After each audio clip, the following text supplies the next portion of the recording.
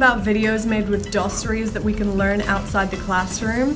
So whether I'm not at school one day and I've missed something we learned in class, I can go over it at home and I haven't actually missed anything. Point made for videos made by Doceri, especially after a major assessment or a test that we have done.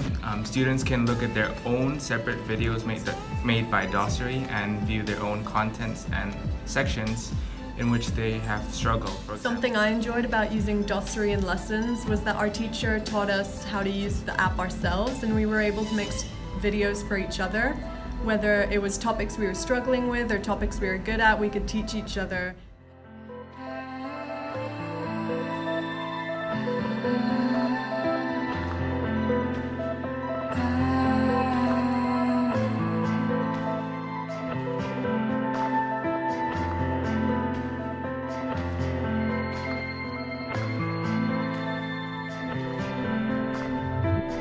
Thank you.